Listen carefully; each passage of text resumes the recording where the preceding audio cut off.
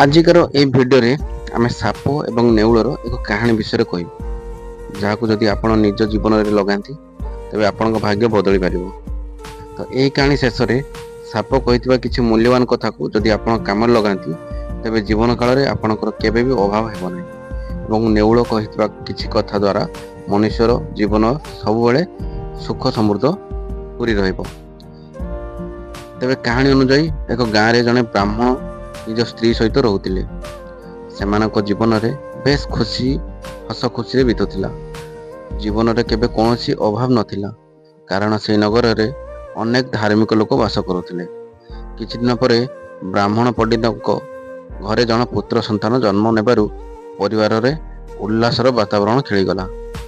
ଉଭୟଙ୍କୁ ପୁତ୍ର ସନ୍ତାନ ଇଚ୍ଛା ଥିଲା ଏବଂ ଘରକୁ ପୁତ୍ର ହିଁ ଆସିଲା, ତେଣୁ ସେ ଉଭୟଙ୍କ ପ୍ରିୟ ହୋଇଗଲେ। ଦିନେ ପଣ୍ଡିତ ଏହା ଭାବିବାକୁ ଲାଗିଲେ ଯେ ତାଙ୍କ ପୁଅ ନିମନ୍ତେ ଏପରି ଜଣେ ପାଳିତ ପଶୁ ରଖିବେ ବା ପାଳିତ ପଶୁ ରଖିବା ଆବଶ୍ୟକ, ଯେମିତି ବିପଦ ଥିଲେ ସେ ପୁତ୍ରକୁ ରକ୍ଷା କରିପାରିବ ଏବଂ ତା ସହିତ ଖେଳି ମଧ୍ୟ ପାରୁଥିବ। ଏହି ସନ୍ଧାନରେ ପଣ୍ଡିତ ବାହାରିଗଲେ।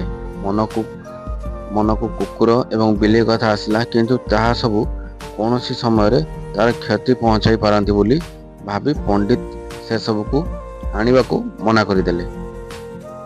ତେବେ ଘରକୁ ଫେରିବା ସମୟରେ ସେ ଏକ ମନ୍ଦାରୀକୁ ଦେଖିଲେ ଯେ କି ନିଜର ଦୁଇଟି ନେଉଳକୁ ଖେଳାଉଥିଲା। ଖାଲି ସେତିକି ନୁହେଁ, ନେଉଳ ଦୁଇଟି ତାର ସବୁ କଥା ମଧ୍ୟ ମାନୁଥିଲା।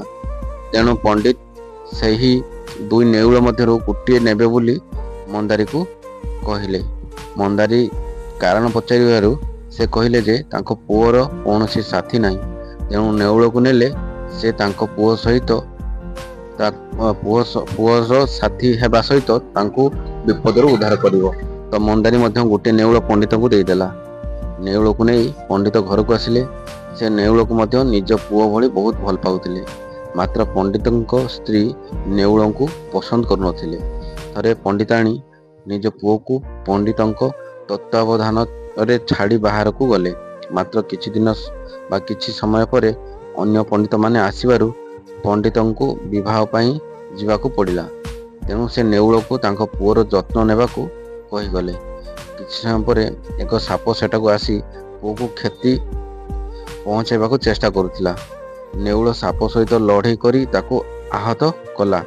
ଏତିକି ସମୟରେ ସାପ ନେଉଳକୁ ପ୍ରାଣ ଭିକ୍ଷା କରି କହିଲା ଯେ ଯଦି ସେ ତାକୁ ଛାଡ଼ିଦିଏ ତେବେ ସେ କିଛି ରହସ୍ୟ କଥା କହିବ, ଯାହାକୁ ଯଦି ମନୁଷ୍ୟ ନିଜ କାମରେ ଲଗାଏ ତେବେ ଜୀବନରେ ସେ କେବେ ବି କୌଣସି ଅଭାବ ହେବ ନାହିଁ। ସାପ ଅନୁଯାୟୀ ଯଦି ତାର ପାମ୍ପି ଉପରେ କେହି ଗାଈର କଞ୍ଚା କ୍ଷୀର ଢାଳି 12 ବର୍ଷ ପର୍ଯ୍ୟନ୍ତ ରଖେ ତେବେ ସେ ନିଜେ ସେହି ବ୍ୟକ୍ତିକୁ ଧନ ପ୍ରଦାନ କରିବେ। ସାପ ମଧ୍ୟ ସତ୍ୟ କହୁଥିଲା, କିନ୍ତୁ ନେଉଳର ଧର୍ମ ଥିଲା ଯେ ସେ କାହାକୁ ଜୀବିତ ଛାଡ଼ିବାକୁ ଚାହୁଁନଥିଲା, କାରଣ ସେ ନିଜ ମାଲିକଙ୍କୁ ପ୍ରତିଜ୍ଞା କରିଥିଲା। ସାପର ଏତେ କଥା ଶୁଣିବା ପରେ ବି ସେ ସାପକୁ ମାରିଦେଲା। ଏହାପରେ ନେଉଳ ଘର ଦ୍ୱାରରେ ଆସି ପହରା ଦେବାରେ ଲାଗିଲା। ଏତିକି ସମୟ ପରେ ପଣ୍ଡିତାଣୀ ଆସି ଦେଖେ ତ ନେଉଳର ମୁହଁରୁ ରକ୍ତ ଜୁଡ଼ୁବୁଡ଼ୁ ହୋଇ ଦ୍ୱାରରେ ପଡ଼ିଛି। ସେ ଭାବିଲା ଯେ ହୁଏତ ସେ ତାର ପୁତ୍ରକୁ କ୍ଷତି ପହଞ୍ଚାଇଛି, ତେଣୁ ସେ ଘର ସାମ୍ନାରେ ଥିବା କୁରାଢ଼ୀରେ ନେଉଳକୁ ଆଘାତ କଲା। ଘର ଭିତରକୁ ଯାଇ ସେ ଯାହା ଦେଖିଲା ସେ ଆଶ୍ଚର୍ଯ୍ୟ ହୋଇଗଲା। ତାର ପୁଅ ସୁରକ୍ଷିତ ଦୋଳିରେ ଶୋଇଛି ଏବଂ ତଳେ ଏକ ସାପ ମରି ପଡ଼ିଛି। ଏହା ଦେଖି ସେ ସବୁକିଛି ବୁଝିଗଲା।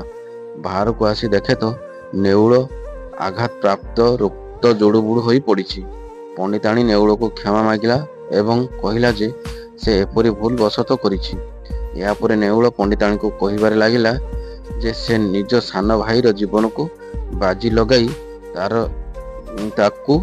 ରକ୍ଷା କରିଛି।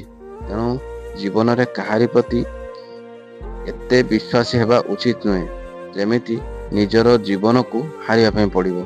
ଏହା ବ୍ୟତୀତ ସେ ଏହା ମଧ୍ୟ କହିଥିଲେ ଯେ ଯଦି ପଣ୍ଡିତାଣୀ ପୁଣ୍ୟ କାମ କରନ୍ତି ତେବେ ଘରଠାରୁ ଦୂରରେ ଥିବା ଏକ ସାପ ପମ୍ପିରେ ଅନେକ ଧନରତ୍ନ ରହିଛି, ସେଟା ପ୍ରାପ୍ତ କରିପାରିବେ। ପଣ୍ଡିତ ଘରକୁ ଆସିବା ପରେ ପଣ୍ଡିତାଣୀ ସବୁ କଥା କହିଲେ। ପଣ୍ଡିତ ଖୁବ୍ ଦୁଃଖିତ ହେଲେ ଏବଂ କହିବାରେ ଲାଗିଲେ ଯେ ଗୋଟିଏ କଥାକୁ ସମ୍ପୂର୍ଣ୍ଣ ଭାବରେ ନ ଜାଣି କୌଣସି ନିର୍ଣ୍ଣୟ ପର୍ଯ୍ୟନ୍ତ ପହଞ୍ଚିବା ଠିକ୍ ନୁହେଁ। ଯଦି ସେ ପ୍ରଥମେ ଘର ଭିତରେ ଯାଇ ଦେଖିଥାନ୍ତ ତେବେ ନେଉଳର ଜୀବନ ଯାଇନଥାନ୍ତା। ଏହାପରେ ପଣ୍ଡିତାଣୀ ପଣ୍ଡିତଙ୍କୁ ଧନ ବିଷୟରେ କହିଥିଲା, ଯାହା ଶୁଣିବା ପରେ ପଣ୍ଡିତ କହେ ଯେ ସେମାନେ ସେହି ଧନକୁ ଧର୍ମ କାର୍ଯ୍ୟରେ ଲଗାଇବେ ଏବଂ ନେଉଳର ସ୍ମୃତିରେ ଏକ ମନ୍ଦିର ବନାଇଲେ। ନେଉଳ କହିଥିବା ସ୍ଥାନରେ ପଣ୍ଡିତ ଧନ ନେଇ ଆସିଲେ ଏବଂ ଜୀବନରେ ପୁଣ୍ୟ କାମ କରି ଜୀବନ ବିତେଇବାକୁ ଲାଗିଲେ। ତେବେ କହି ରଖିବୁ, ଯଦି କୌଣସି ସ୍ଥାନରେ ସାପ ଦୃଷ୍ଟି ରଖୁଛି ତାହା ଏବଂ ତାର ଆଖପାଖରେ ଘୁରି ବୁଲୁଛି, ତେବେ ତାର ଅର୍ଥ ସେଠାରେ ଅନେକ ଧନ ରହିଛି।